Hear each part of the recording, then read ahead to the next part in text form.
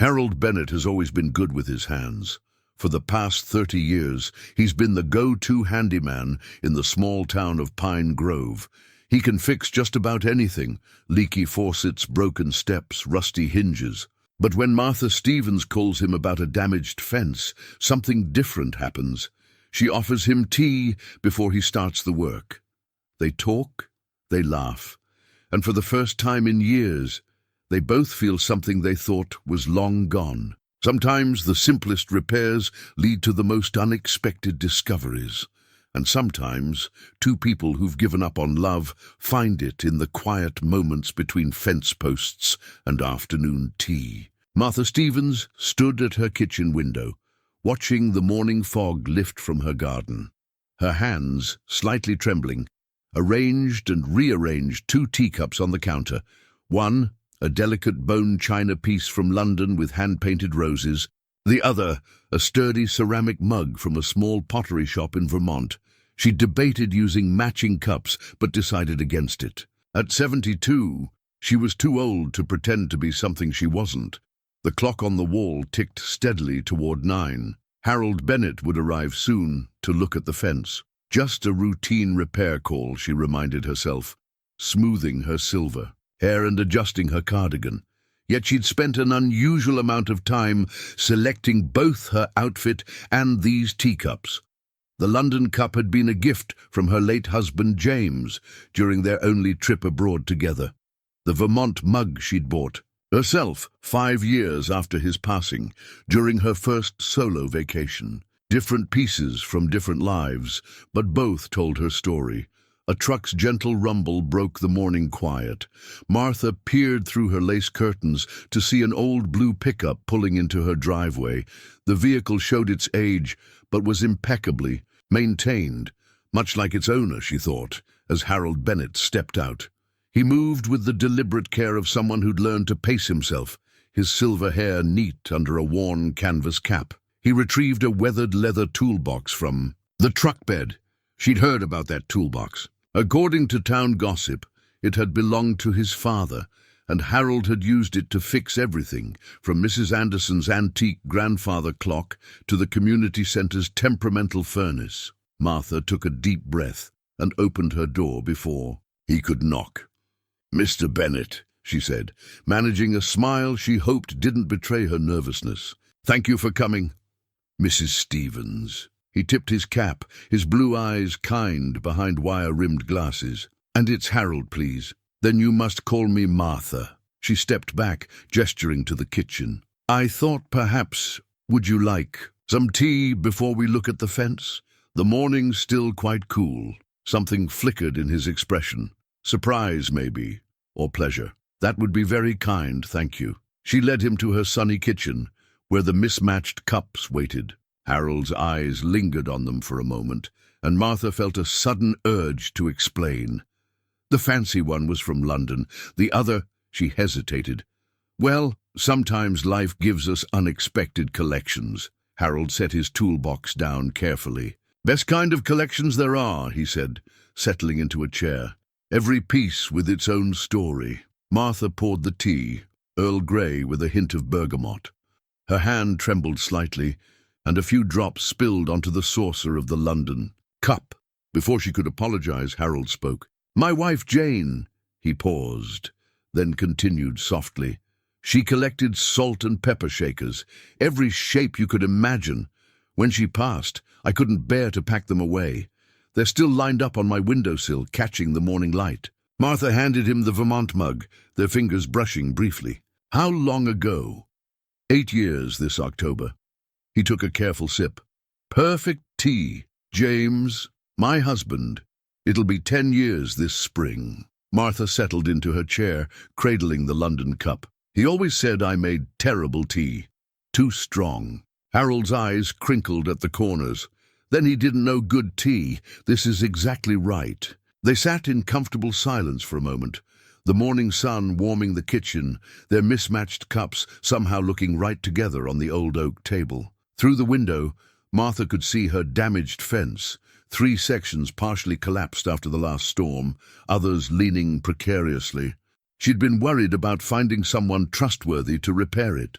Now, watching Harold savor his tea, she found herself worrying about what would happen when the repairs were finished. "Shall we take a look at that fence?" Harold asked eventually, setting down his empty mug with obvious reluctance. Martha nodded, rising. "Yes, we should probably—" She reached for his cup, but he was already carrying both to the sink. "Leave these," he said. Maybe we could have another cup after I've had a look." Martha felt warmth spread through her chest that had nothing to do with tea. "I'd like that," she said softly. "I'd like that very much." The morning air had warmed by the time they stepped outside, though dew still sparkled on Martha's carefully tended flower beds. Harold carried his toolbox, its leather worn smooth by decades of use, while Martha retrieved a yellow document from her kitchen drawer, the original property survey from 1972. "James was so proud when we bought this place," she said, unfolding the brittle paper carefully. "He spent weeks building this fence himself, said a man should protect what he loves." Harold ran his hand along a weathered post, his touch gentle and assessing. "He did good work. 50 years is a long time for any fence to stand." He paused, studying the grain of the wood. Sometimes the strongest things just need a little help to keep going. They walked the perimeter together, their footsteps leaving dark prints in the damp grass. Martha found herself watching Harold's hands as he examined each section. Strong hands, competent but careful too. The kind of hands that knew how to fix things without breaking them further. "Your garden's beautiful," he said, pausing to admire. "A cluster of late-blooming roses. Don't see many people growing heritage varieties anymore." Martha brightened. "You know roses? My mother grew them. Taught me the names of everyone." He gestured to a deep red bloom. "That's a Mr. Lincoln, isn't it?" "It is. And these pink ones are Queen Elizabeth." Martha touched a petal gently. "They're more work, the old varieties, but their fragrance worth every minute," Harold finished, and their eyes met in shared understanding. They continued their inspection, discussing the fence, but talking about other things too. The changing neighborhood, children grown and gone, the rhythm of small-town life. The damaged sections were worse than Martha had feared, but somehow Harold's steady presence made the news easier to bear. "The storm took out 3 sections completely," he explained, consulting the survey map. "But see these other posts? Water damage at the base.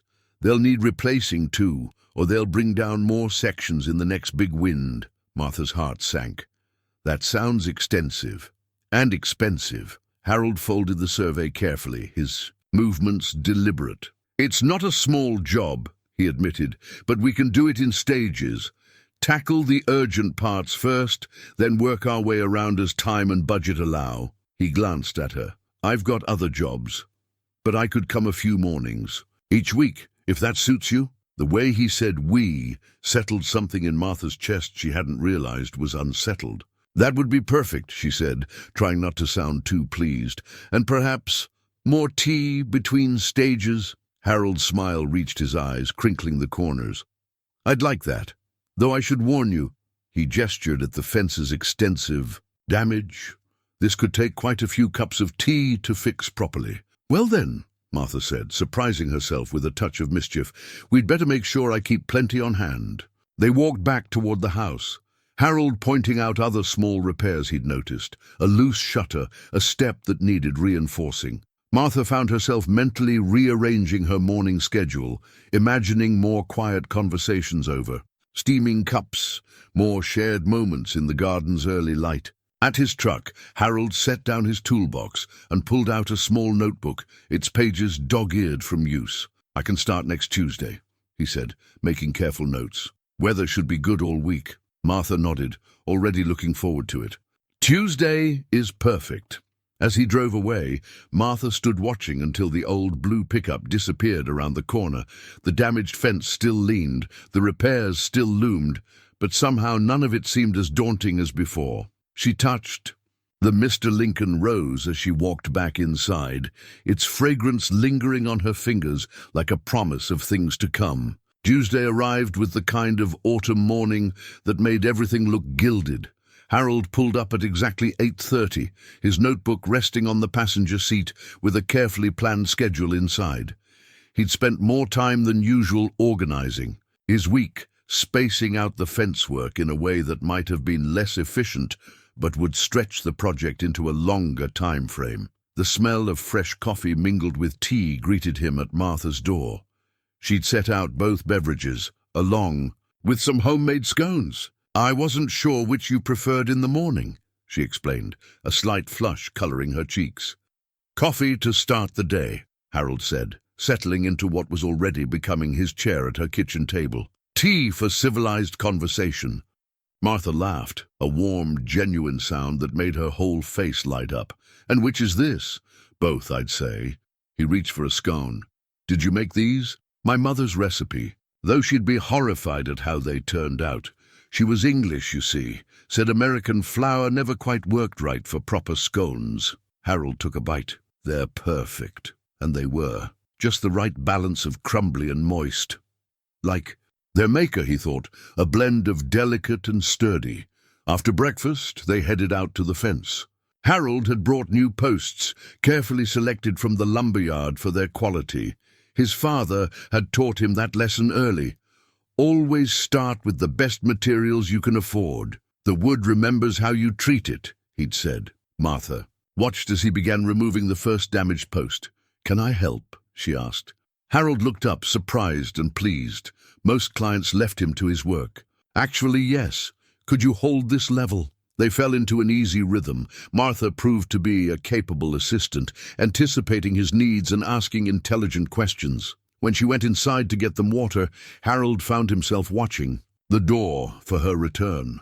"My husband never let me help with projects," she said later, holding a post steady while Harold checked its alignment. "Said I'd hurt myself." "My Jane was the opposite," Harold replied, tamping down soil around the post's base. "Insisted on helping with everything. Learned to re-roof a house alongside me." He smiled at the memory. Though she did fall off the ladder once, broke her arm but got right back up there once it healed. "She sounds wonderful." She was. Harold checked the post's stability. "Different wonderful than you, though." The words slipped out before he could catch them. Martha's hands tightened slightly on the level she was holding, but she didn't look away. "Thank you," she said softly. They worked until noon, making steady progress on the first section.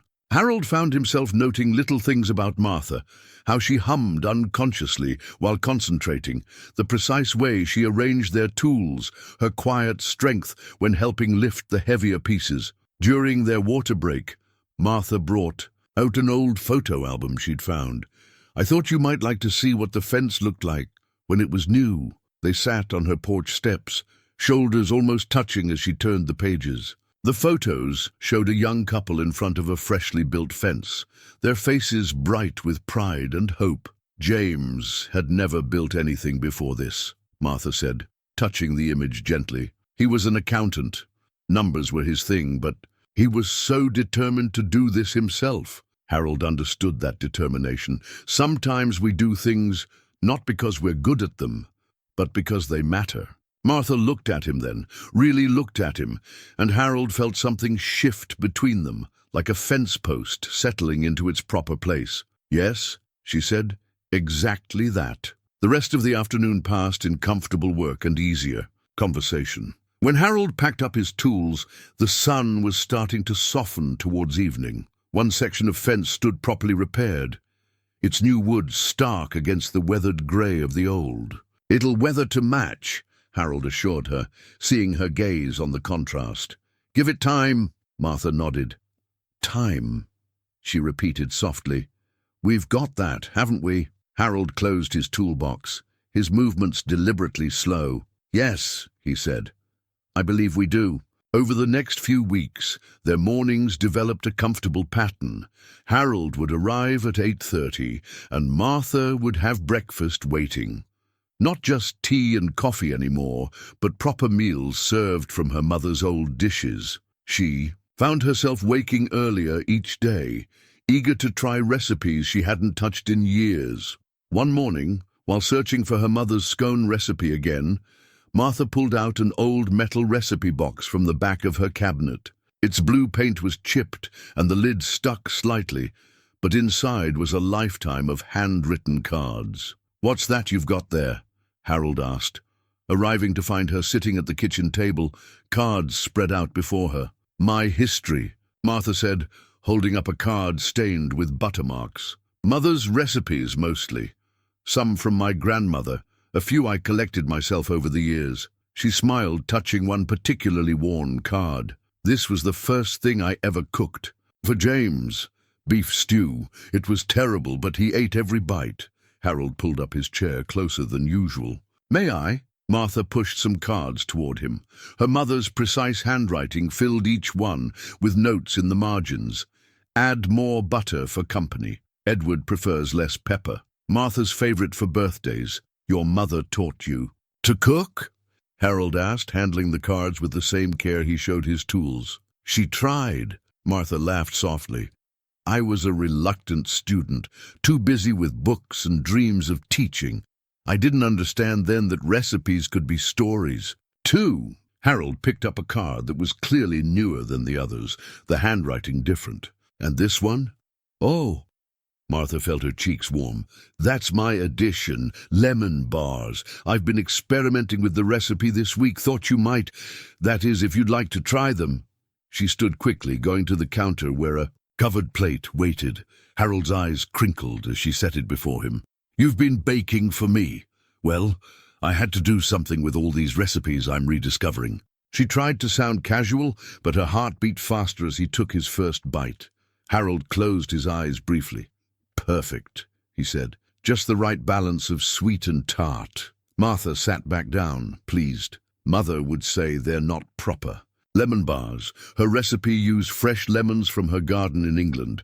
She never quite accepted American ingredients. "Sometimes different can be just as good," Harold said quietly, looking at her rather than the lemon bars. They sat in comfortable silence, sharing the treats and looking through more recipe cards. Martha found herself telling stories about each. The Christmas pudding that caught fire, the roast that wasn't quite done for her first dinner party, the chocolate cake that became a family legend. "Jane was the baker in our house," Harold offered. "She tried teaching me once. The fire department only had to come once." Martha laughed, then grew thoughtful. "It's strange, isn't it, how we can miss them so much, yet still find new joys?" Harold finished. "I don't think they'd want us to stop living, stop trying new recipes." Martha looked at the recipe box, at all the memories it contained, then at Harold, at the possibility of new memories it represented. "No," she said softly, "they wouldn't."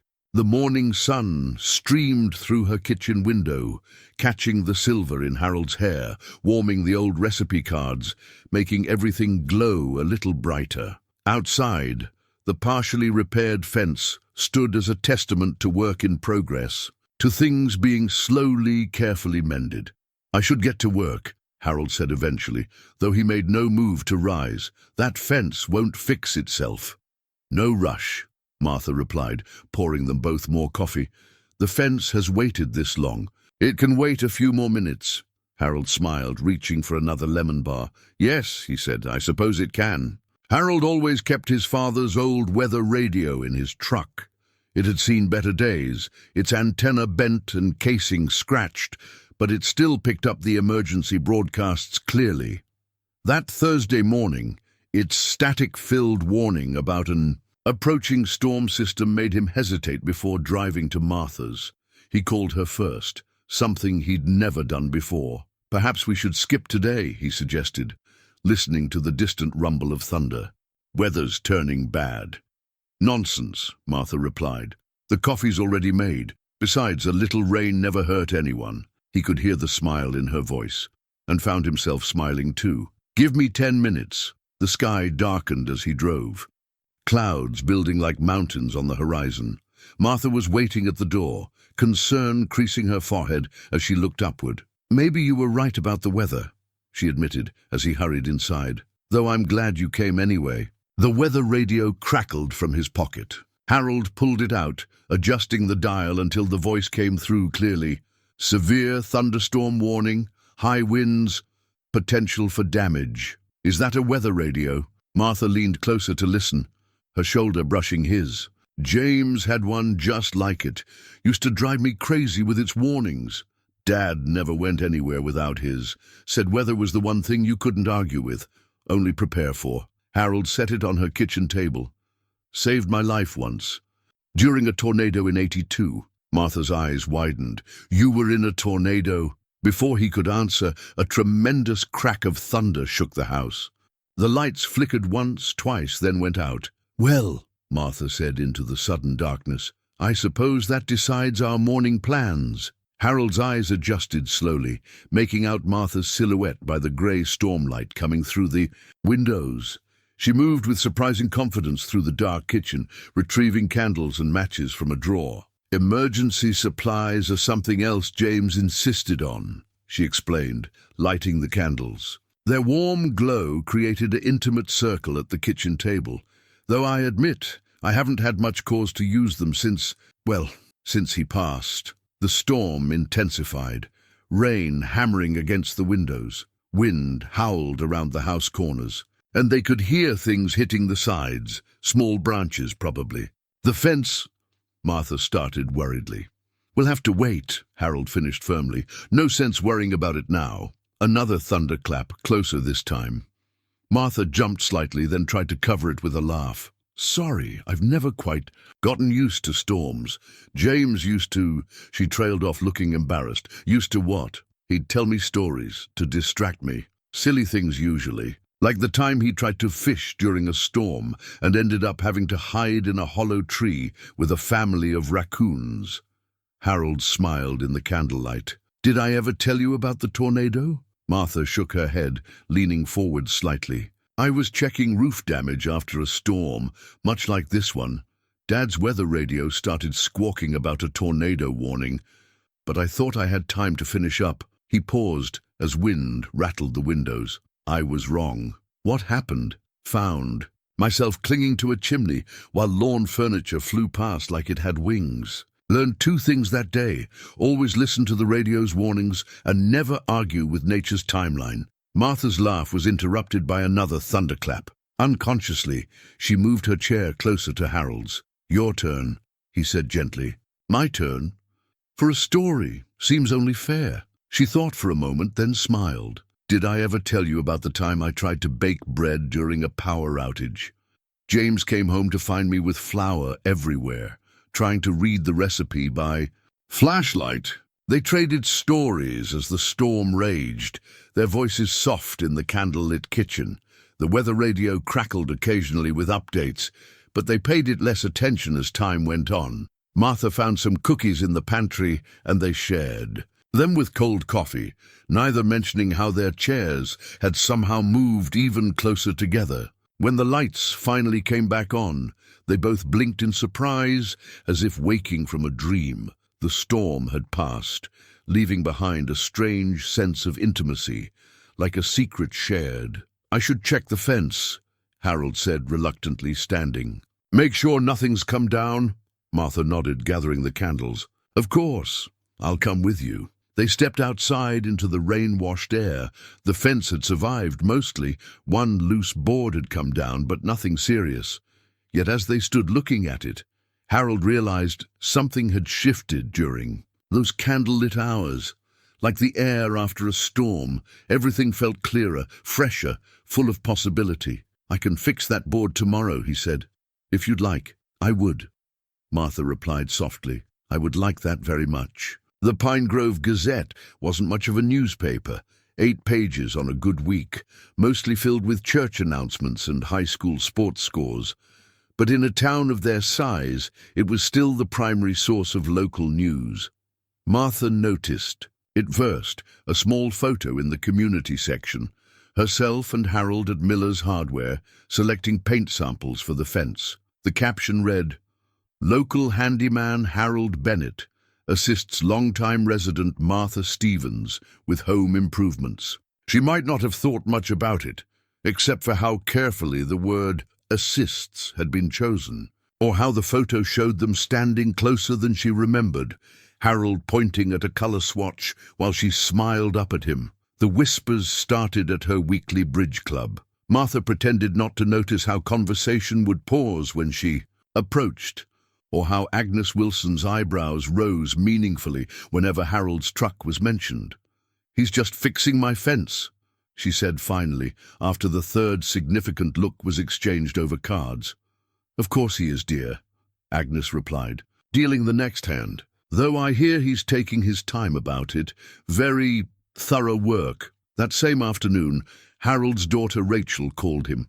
She never called during work hours. "Dad," she said without preamble, "is there something you want to tell me?" Harold set down his hammer, wiping sweat from his forehead. "About what?"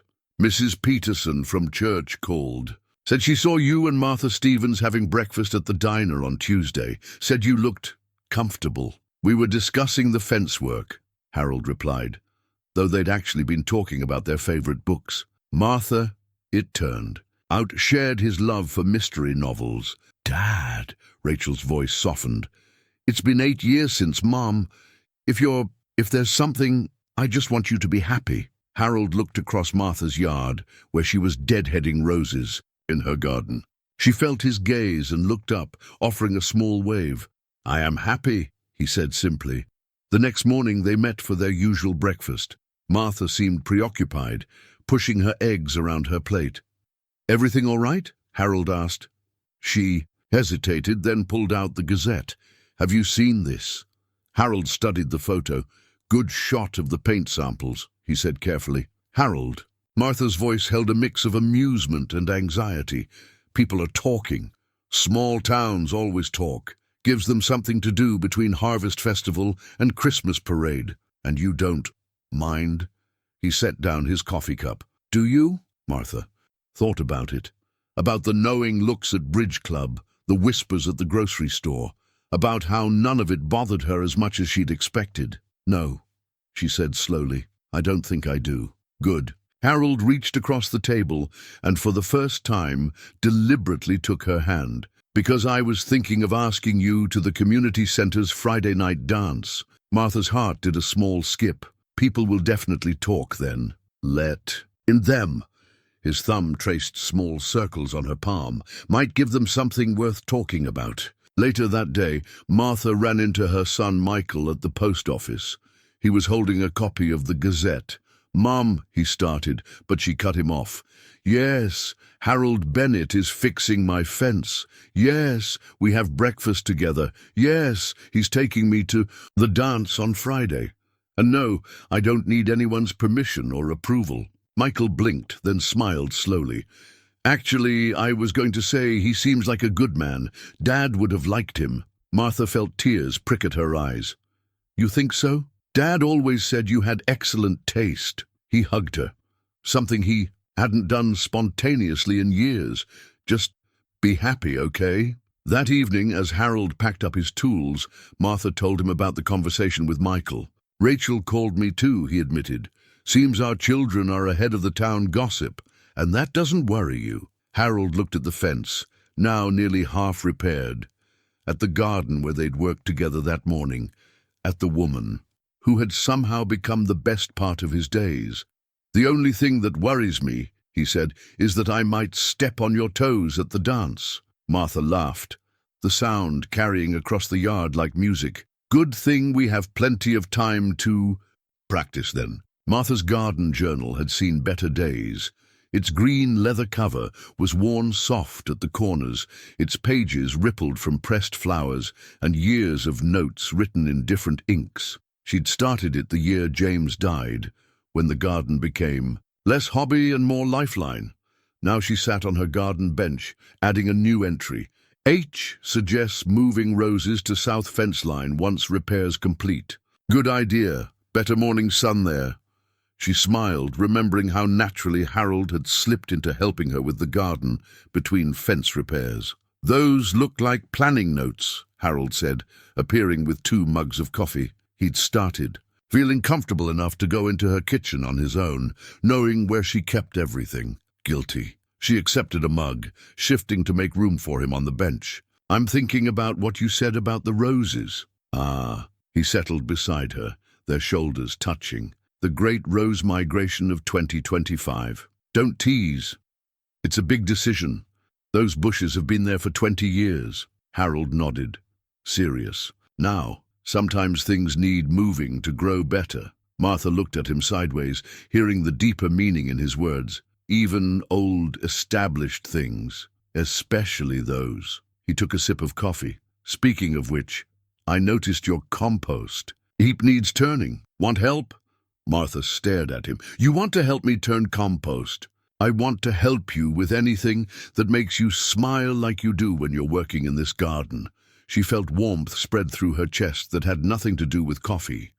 Well then, Mr. Bennett, grab a pitchfork. But don't say I didn't. Warn you about the glamorous life of gardening.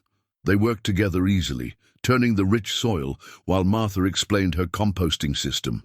She'd learned it from an old gardening book, perfected it over years of trial and error.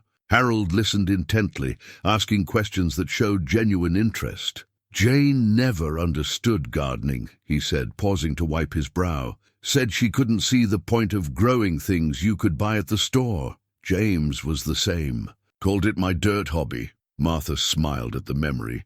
But he ate every tomato I grew. Smart man. Harold's eyes crinkled. Speaking of tomatoes, these need staking. He gestured to her laden plants.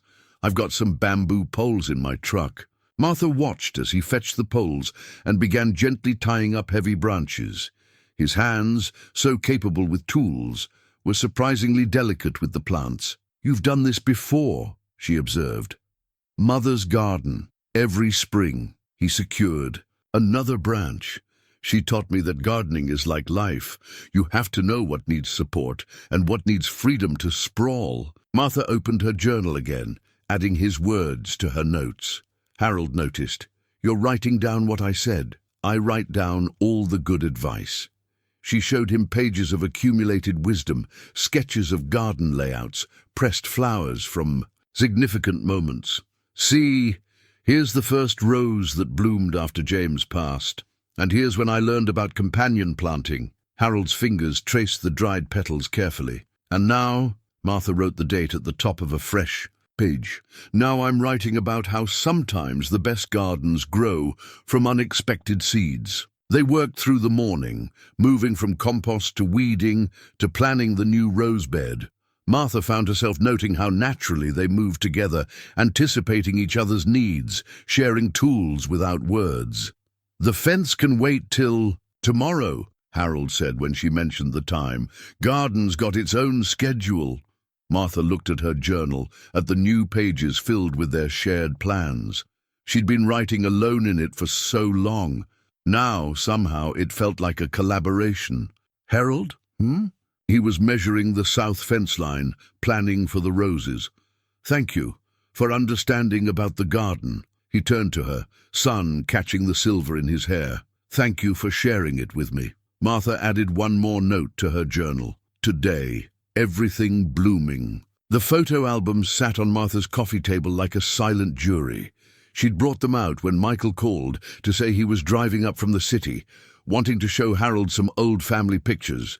But now, with her son's car in the driveway, and Harold due any minute, she wondered if she'd made a mistake. Mom! Michael called from the kitchen. Where's the good coffee? The one Dad used to like. Top shelf, left of the sink, she replied. Though, we usually drink Harold's blend. Now, Michael appeared in the doorway, coffee can in hand, eyebrows raised. Harold's blend? He gets it from that little roaster in Millbrook. Says life's too short for mediocre coffee. Martha busied herself straightening the albums.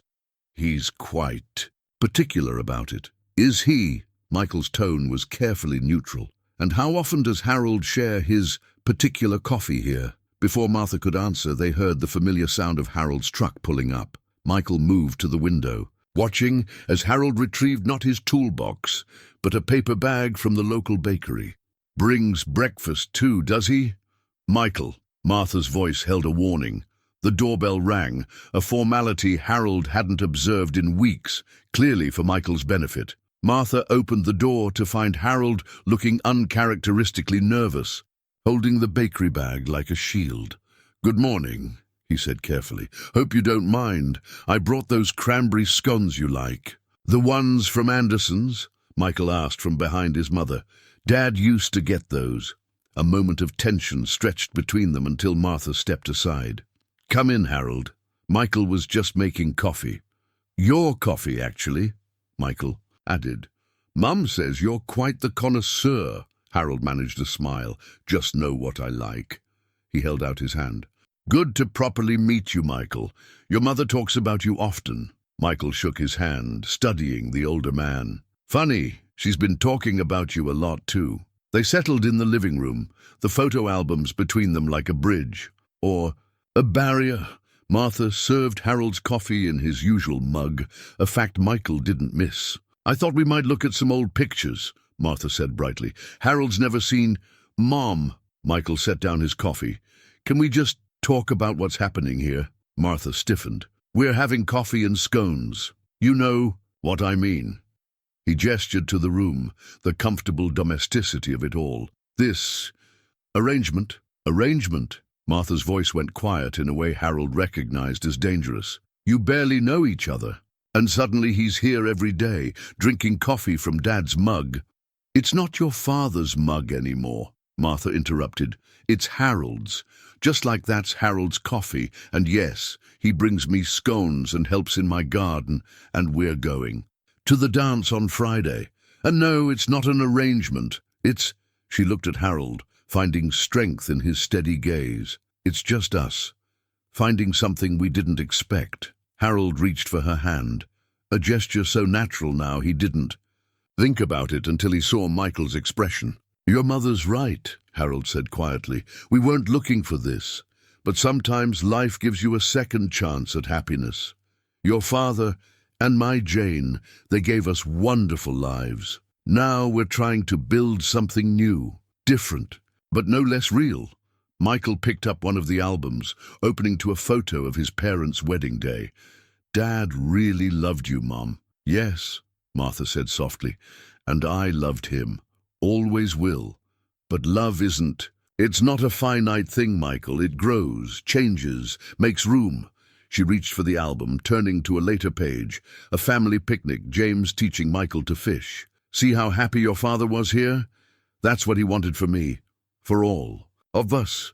To be happy." Michael studied the photo for a long moment. Then he looked at their joined hands, at the easy way they sat together, at the contentment in his mother's face. "The scones are good," he said finally. "Better than Dad's usual bakery." Martha felt tears prick her eyes at this small olive branch. Harold squeezed her hand. "Tell me about the fishing," he said to Michael. "Martha mentioned you're quite the angler." As Michael began to talk, Martha opened another album. This one held newer photos. Her garden in bloom, the partially repaired fence, a sunset viewed from her porch. The beginnings of a new chapter. Waiting for more pages to be filled. "We should take a picture," she said suddenly. "The three of us." Michael hesitated, then nodded. "Yeah, Mom, we should." The old record player sat in Martha's living room like a time machine. Harold had noticed it before, dusty and silent in the corner, but tonight it gleamed, freshly polished. A stack of vinyl records waited beside it.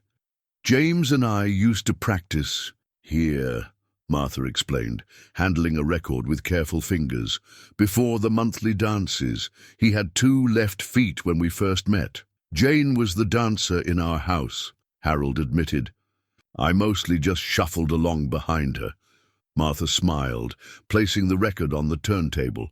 "Well then, Mr. Bennett, shall we practice a bit before tonight? I promise not to step on your toes too much." The warm crackle of vinyl filled the room, and Dean Martin's smooth voice began singing, "That's Amore." Harold held out his hand, surprising himself with his steadiness. "May I have this dance?" Martha's hand fit perfectly in his, her other hand resting lightly on his shoulder. They moved tentatively at first, finding their rhythm. "You're better than you let on," Martha accused as Harold guided her through a gentle turn. "Maybe I just needed the right partner." They practiced through 3 songs, growing more comfortable with each one. By the time Nat King Cole started, singing Unforgettable, They had forgotten about practice entirely, swaying together in the afternoon light. "People will talk," Martha murmured, her head resting against his shoulder. "Let them. They already are." Later that evening, Martha stood before her mirror, smoothing her navy blue dress. She'd bought it months ago, but never had occasion to wear it. Now, pinning on a small pearl brooch that had been her mother's, she felt both nervous and oddly peaceful. The doorbell rang exactly at 7.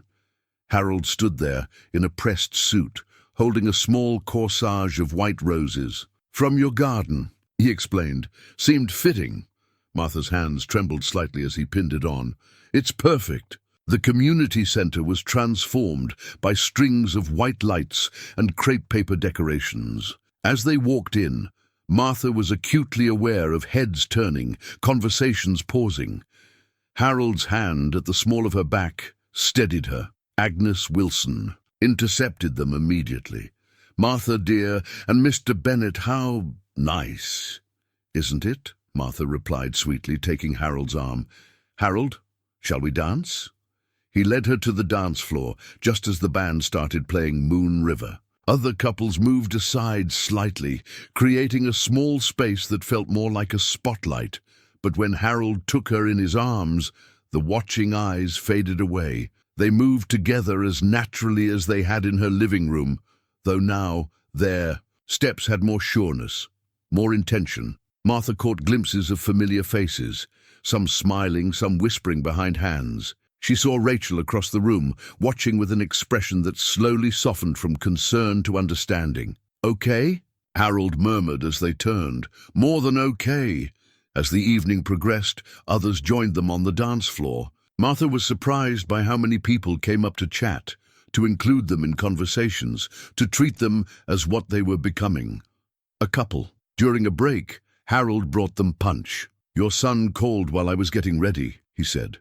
"Wanted to wish us a good time." Martha felt tears threaten. "He did. Said he'd never seen you look as happy as you did looking at those old photos. Well, until you looked at me." She touched his hand, not caring who saw. "He's right." The band shifted to something slower. Etta James at last. Harold set down their punch cups. "One more dance?" As they moved together, Martha thought about all the dances that had happened in this room. She and James had waltzed here at the high school prom.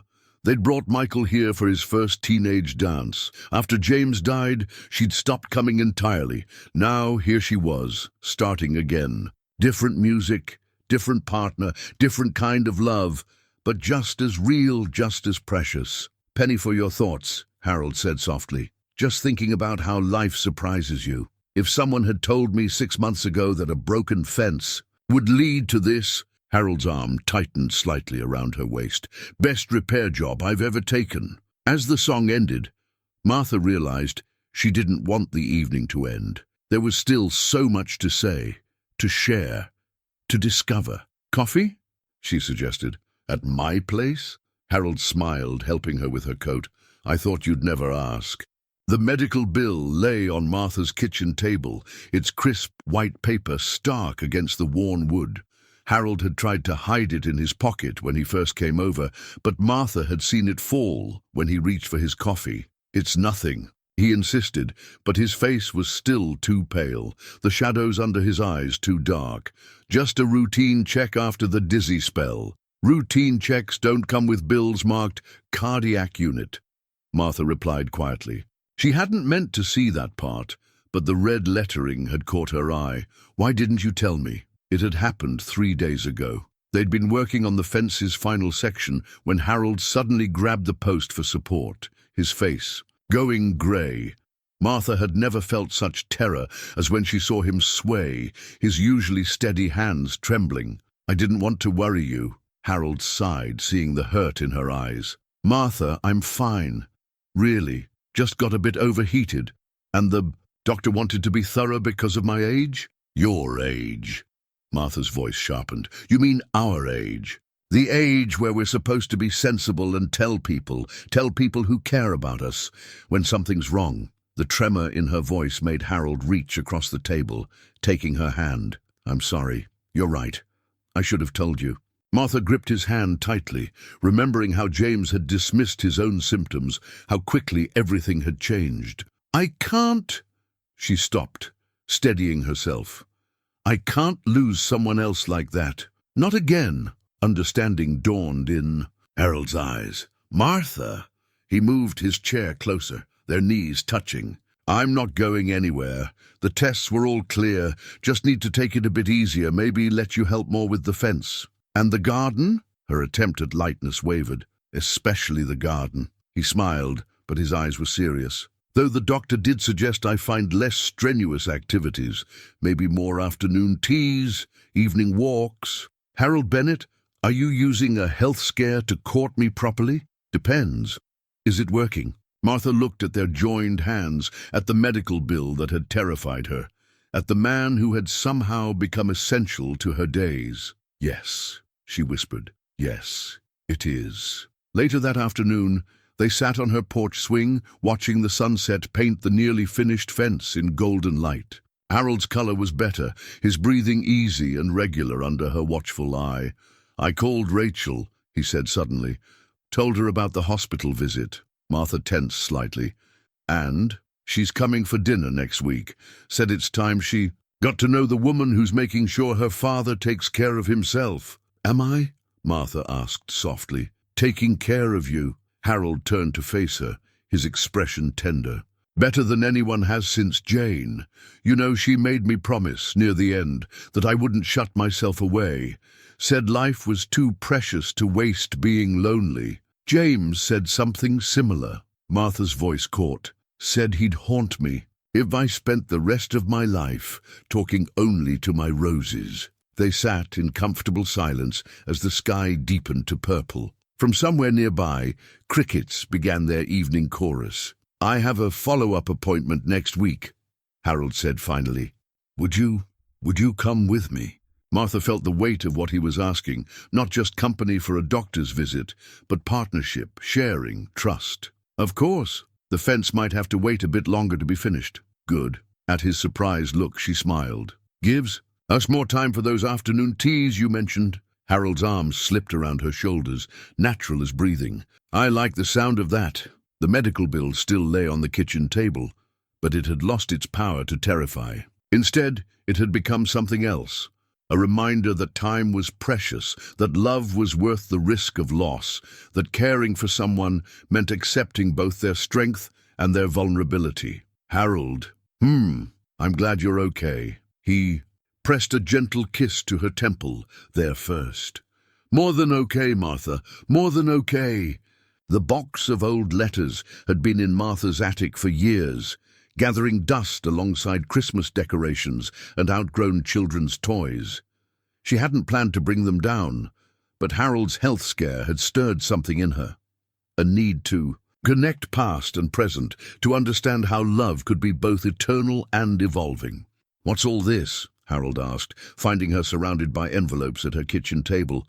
"James's letters." Martha held up one, paper softened by time and repeated readings. "From when we were courting, he was working in Boston for a summer. Wrote to me every week." Harold settled into his chair. It was firmly his chair now, and carefully picked up one of the letters. "May I?" Martha nodded, watching as he handled the fragile paper with the same gentleness he showed her roses. "My dearest Martha," Harold read softly, "another week without seeing your smile feels like an eternity. The city is grand, but all I can think about is our little town and the girl who makes it feel like the whole world. I was so young," Martha said, touching the letter's creased edge. "We both were. Everything felt possible." Harold set the letter down with careful respect. "Wait here," he said, and went out to his truck. When he returned, he was carrying a small wooden box, its lid decorated with painted flowers. "Jane's letters," he explained, setting it beside Martha's collection. "She kept every one I sent her too. Found these when I was cleaning out her craft room last year." Martha opened the box slowly, inhaling the faint scent of lavender. Inside, dozens of letters lay neatly bundled with faded ribbon. "Dear Jane," she read from the top one. "The guys at the construction site think I'm crazy, writing letters when phones exist. But some things need to be said on paper, where the words can be held and kept. They spent the afternoon sharing pieces of their past loves. Jane's artistic postcards from her painting trips. James's terrible attempts at poetry that somehow still made Martha's heart ache with tenderness. She drew on all her envelopes, Harold said, showing Martha Jane's whimsical flower borders. Said plain envelopes were a waste of a perfectly good canvas. James numbered all his letters, Martha replied, like reports. He was an accountant through and through. They laughed together, the sound holding both joy and gentle remembrance. Do you think they'd understand? Martha asked finally, looking at the mingled letters on her table. About us? Harold was quiet for a moment, considering. Jane once told me that love wasn't like a cup that could run dry. Said it was more like a garden. The more you tended it, the more it grew. James always said love was like his beloved spreadsheets. Martha smiled. The numbers told different stories, but they all added up to something meaningful. Smart people, both of them. Harold reached for Martha's hand. I think they'd want their love to have helped us learn how to love again. Martha squeezed his hand, tears pricking her eyes. I'm not trying to replace James, she said softly, and I'm not trying to replace Jane. Harold's voice was equally gentle. We're writing a new story, Martha. Different paper, different words, but just as real. Martha looked at their joined hands, then at the letters scattered across her table. Testaments to young love, to lifelong commitments, to the power of words, to bridge distances, both physical and temporal. Harold, yes, I think I'm falling in love with you. The words hung in the air, delicate as the old paper before them. Harold brought her hand to his lips, kissing it softly. I think I fell in love with you somewhere between that first cup of tea and your garden's late roses. They sat together as afternoon light slanted through the windows, the letters around them like silent witnesses to love's capacity for renewal. Martha thought about all the different ways love could be expressed. Through letters and gardens, through shared coffee and gentle care, through fence repairs and quiet understanding. We should write our own story down, she said suddenly, for whoever needs to read it someday. Harold smiled, understanding completely. Where shall we begin? With a broken fence, Martha said, and a cup of tea, and two people who thought their hearts were finished growing. Sounds like a good story. The best kind, Martha agreed, leaning her head on his shoulder. The kind that's true. The shared calendar hung in Martha's kitchen, its pages filled with two distinct handwritings. Harold's neat architectural print marked fence repair days and doctor's appointments, while Martha's flowing script noted garden tasks and bridge. Club meetings, but it was the shared entries that caught the eye. Dinner at Luigi's, evening walk, Sunday drive, each one a small promise of time together. Martha found herself studying it while making morning coffee, smiling at how their separate lives had begun to intertwine. Even simple errands had become shared adventures. Yesterday, they'd spent 2 hours at the hardware store, debating paint colors for her kitchen, and ending up with plans to redo both their houses in complementary shades. Plotting our social calendar? Harold asked, coming in through the back. Or he rarely used the front anymore. He carried fresh bagels from the bakery and today's newspaper, just noticing how full it's getting. She pointed to next weekend. Rachel's dinner with us, the garden club meeting, about that garden. A club meeting. Harold set down the bagels, looking slightly nervous. I was thinking, would you mind if I came? Not to intrude, but I've been reading about heritage rose cultivation and... Martha cut him off with a kiss, something that still felt wonderfully new. I already put your name down as my guest speaker. They shared breakfast at her kitchen table, which had somehow become their kitchen table. Harold's reading glasses lay beside the morning paper. Martha's crossword puzzle waited for their daily collaboration, and the morning sun warmed them both through windows that gleamed from their shared effort at washing them last weekend. We should think about Christmas, Martha said, watching Harold solve the crossword's bottom row. It's only 2 months away. Harold agreed. Rachel asked if we'd host this year, said it might be nice to combine families. Martha's heart skipped. They hadn't discussed holiday plans yet, though she'd been thinking about them. Both families here? Too much? Harold set down his pen, looking concerned. No, Martha said slowly, surprising herself with how much she meant it. No, I think it would be wonderful. Michael's kids would love Rachel's girls, and there's plenty of room if we set up tables in the living room. She was already making lists in her head, menu plans, seating arrangements, decorations. Harold watched her with fond amusement. There's something else, he said. Been meaning to ask you. About the holidays and, well, about everything. Martha's planning thoughts scattered at his tone. Oh? Harold reached into his pocket and pulled out a small box, setting it next to their coffee cups. Bought this yesterday. Been carrying it around, waiting for the right moment. Martha's hands trembled as she opened it. Inside lay a simple key on a rose-shaped keychain. It's to my house, Harold explained quickly. Not a proposal, not yet anyway. Just thought, well, we spend so much time going back and forth. Might be nice if you could come and go as you please. Maybe keep some things there, or I could keep things here, or both. Martha touched the key gently. Are you asking me to not quite move in with you? More like asking if we could start sharing spaces, properly. He took her hand. No rush, no pressure, just opening doors. Martha looked at their calendar, at all those shared entries, at the comfortable way they'd built a life together day by day, cup of coffee by cup of coffee. I have a spare key, too, she said. Been thinking about giving it to you. Harold's smile warmed the whole room. Look at us, thinking alike. They spent the rest of the morning planning Christmas, their heads bent together over the calendar.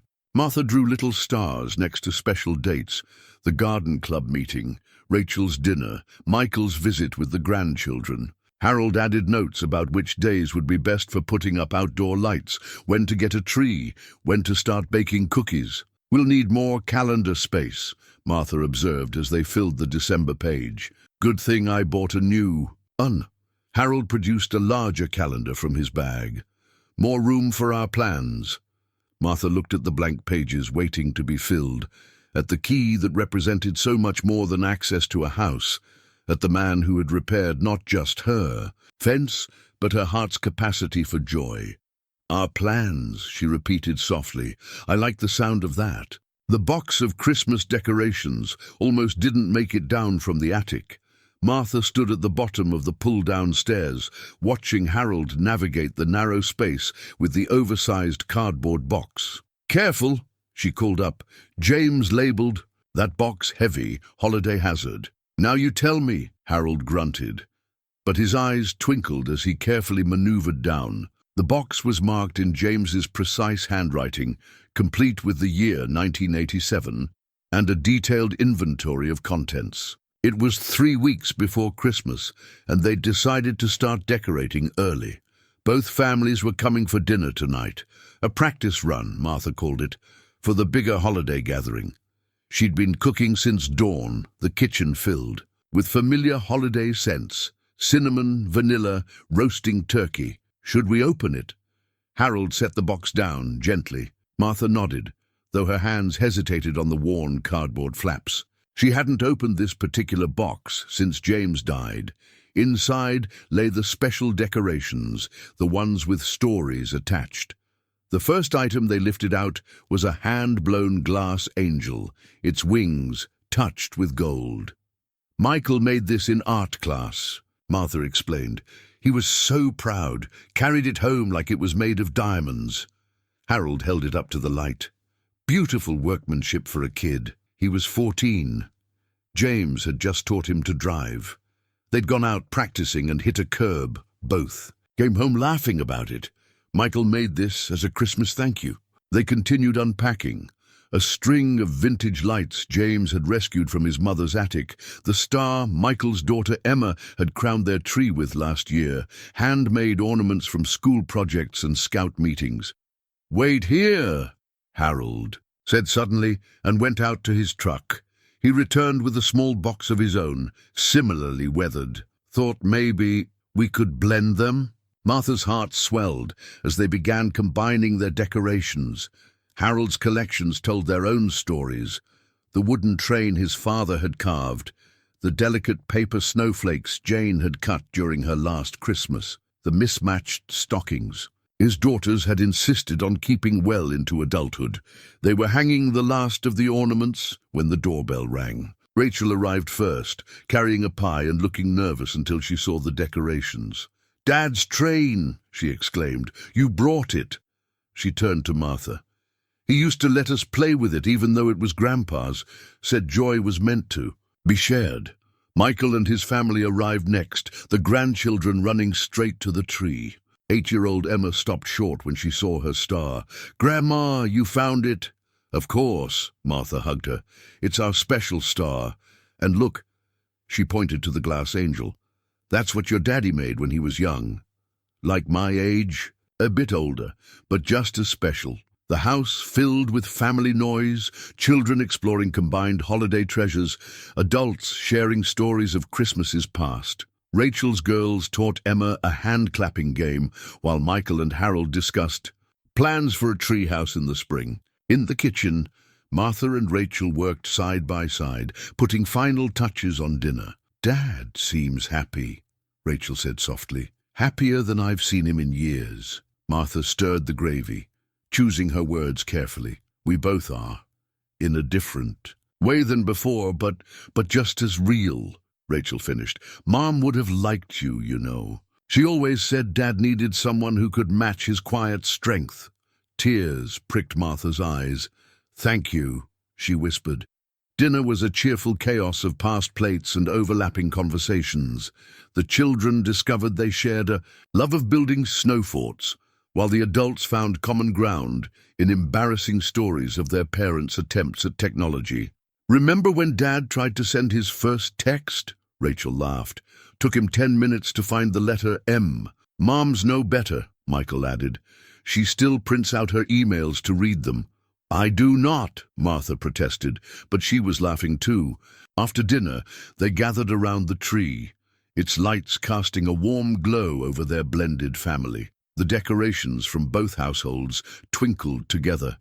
Years of separate memories, now creating new ones. Emma tugged at Harold's sleeve. "Grandpa." "Harold!" The name came naturally, making both Harold and Martha catch their breath. "Can you tell us about the train?" As Harold began the story, Martha looked around her living room. Michael was helping Rachel's youngest with a puzzle. The teenagers were sharing earbuds and giggling. Everything felt right. "Okay," Harold whispered, reaching for her hand. Martha squeezed back. "Perfect," she said. "Just perfect." The gold ring had lived in Harold's dresser drawer for 47 years. His mother had given it to him before she passed, saying simply, "For when you find the right one." He'd used a different ring when he proposed to Jane.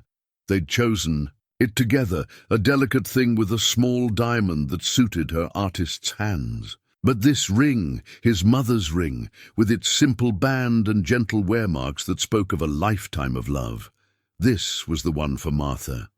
He'd taken it to be cleaned and sized, the jeweler admiring its vintage craftsmanship. Now it waited, in his pocket as he worked on the final section of fence, Martha gardening nearby. "Almost finished," she observed, deadheading the last roses of the season. "Almost." Harold ran his hand along the fresh wood. "Just this last post to set." They worked in comfortable silence as the afternoon light softened. Harold found himself watching Martha more than the fence, the sure way she handled her garden tools, the soft humming as she worked, the contentment in her movements. "Martha?" She looked up, brushing soil from her hands. "Remember when you said this fence would take quite a few cups of tea to fix?" She smiled. "And quite a few scones, as I recall." "Well, I've been thinking." Harold set down his tools, suddenly nervous, despite all their planning. "Maybe we could share more than just tea and scones. Maybe we could share everything." Martha stilled, her eyes finding his. "Harold," he reached into his pocket, fingers closing around the warm metal. "My mother gave me this ring a long time ago, said I'd know when it was right." He moved closer, taking her hand. And it's right, Martha. You and me, this life we're building. It's more right than anything I've known in a long time. Tears sparkled in Martha's eyes as he knelt carefully beside her garden bed, the ring catching the late afternoon light. We've both had great loves, he continued softly. Beautiful, complete loves that shaped us into who we are. But life's given us a chance at another kind of love. Different, but just as true, just as precious. Martha touched his cheek with trembling fingers. Are you asking what I think you're asking? I'm asking if you'll marry me, if you'll let me wake up to your smile every morning, share your garden and your life, grow old together in whatever time we have left. Oh, Harold, Martha's voice caught. Yes, yes, to all of it. The ring slid onto her finger as if it had been waiting for her all along. They stood together by the finished fence, Martha's arms around his neck, his hands steady at her waist. The children will be surprised, she murmured against his shoulder. Actually, Harold smiled, they helped me plan this. Rachel sized. Your ring from a photo, and Michael suggested the garden, said it was where you've always been happiest. Fresh tears spilled down Martha's cheeks. They knew. They knew. Said it was about time. He kissed her softly. They're right. It is. Time. Time for joy, for new beginnings, for love that's all the sweeter because we know how precious it is. Martha looked at the ring on her finger, then at the completed fence that had brought them together. Who would have thought a broken fence could lead to this? I think maybe we were always heading here, Harold said. Just needed the right reason to meet, the right moment to begin. The evening light painted everything gold. The fence, the late roses, Martha's silver hair, the simple ring that promised a future neither of them had expected to find. Tea? Martha asked finally, her eyes shining. Tea, Harold agreed. And then we have some calls to make. They walked hand in hand toward the house, leaving the finished fence behind, no longer a repair job, but a monument to love's ability to build something new from what was broken. The house key lay on Martha's kitchen table between 2 cups of coffee, identical to the one Harold had given her months ago, except for the small blue ribbon tied around it. This one opened Martha's front door, though soon they'd decided it would be their front door. You're sure about this? Harold asked, not for the first time. We could live at my place. The garden's smaller, but the roses are here, Martha said simply, and the fence you fixed, and all our memories. She smiled, touching his hand. Besides, your house is perfect for Rachel's family when they visit. We'll keep both. They'd spent weeks planning this merger of lives, deciding what to move, what to store, what to give away. Harold's tool bench would go in the garage. His comfortable reading chair would replace Martha's rarely used love seat. Their books would mingle on the shelves, their photos share wall space. I've been sorting, Martha said, pushing a box toward him. Found these. Thought you might want to choose where they go. Inside were Jane's salt and pepper shakers, carefully wrapped in tissue paper. Harold unwrapped one, a pair of little ceramic cardinals that Jane had loved. She found these at a flea market in Vermont, he remembered. Spent the whole drive home making up stories about them. Martha touched one gently. They'd look lovely in the kitchen window, next to my teacups. Harold's throat tightened. This was what he loved about her, how she made space for the past while building their future. They worked through the morning, sorting and planning. Martha's son Michael arrived with coffee and donuts, then stayed to help measure spaces and sketch. Furniture arrangements. Dad's old desk could go here, he suggested, pointing to a corner of the living room. If we move the bookshelf, perfect spot for reading light, Harold agreed, though we might need to update the wiring. Martha watched them work, these 2 men she loved in different ways, and felt her heart expand. Michael had taken to calling Harold for home repair advice, while Harold shared stories about James that even Martha hadn't heard. Rachel arrived later with lunch and more boxes. Found these in Dad's attic, she said, opening one to reveal old photo albums. Thought maybe we could make a family wall.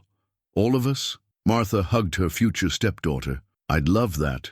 They spent the afternoon looking through photos. Jane and Harold on their wedding day, James teaching Michael to ride a bike, Rachel's first art show, Martha's garden through the seasons. Each image would find its place in their combined home. What about the tools? Michael asked, eyeing Harold's extensive collection. Keeping every one, Martha answered before Harold could. Never know when something might need fixing. Harold smiled, remembering that first day with the fence. Speaking of fixing, think it's time I tackle that squeaky step. Our first official home improvement project? Martha's eyes twinkled. First of many, he promised. As evening approached, their children left with promises to return next weekend for the actual move. Martha and Harold sat on the porch swing, soon to be their porch swing, watching the sunset paint the fence in familiar golden light. Having second thoughts, Harold asked softly. Martha looked at their joined hands, her mother's ring catching the light. Only about where to put your coffee maker. Mine's older, but yours makes better lattes. We'll keep both, Harold decided. Like the houses, like the memories, like the families, Martha added. They sat in comfortable silence, planning without words. Martha thought about mornings sharing coffee, evenings reading in companionable quiet, holidays filled with combined family chaos. Harold imagined working in the garden together, teaching the grandchildren woodworking, falling asleep each night to Martha's gentle breathing. It won't always be easy, Martha said finally, combining lives at our age. No, Harold agreed, but the best things never are. The porch swing creaked softly, a sound that would soon become part of their shared daily music. Inside, 2 coffee cups sat close together on the kitchen table, like the lives they represented, separate vessels holding the same warm promise of togetherness. The fence post stood in Martha's garden, freshly sanded and sealed, waiting for its new purpose. Harold had carefully removed it from the original fence, the first post he'd repaired, the one that had started everything. Now it would serve as their wedding guest book, a place for family and friends to write messages of love and hope. Found the right markers, Rachel called, hurrying through the garden gate. She carried a box of paint pens in various colors, weatherproof and permanent, just like you two. Martha touched the post, feeling its smooth surface under her fingers. In a few hours, it would be covered with signatures and sentiments, then reinstalled in a special place in their garden, a testament to how love could transform the everyday into the extraordinary. Ready, Mum? Michael appeared at her side, handsome in his suit. He'd insisted on wearing his father's cufflinks, a touch that brought tears to Martha's eyes. Almost. She straightened his tie, just as she had on his own wedding day. Your father would be so proud of you. He'd be proud. Of you too, Michael said softly, for being brave enough to love again. Inside, their small house buzzed with quiet activity. They'd chosen to marry at home, in the garden where their love had grown. Jane's favorite tablecloth covered the dining room table, laden with family photos, old and new, all the pieces of their story.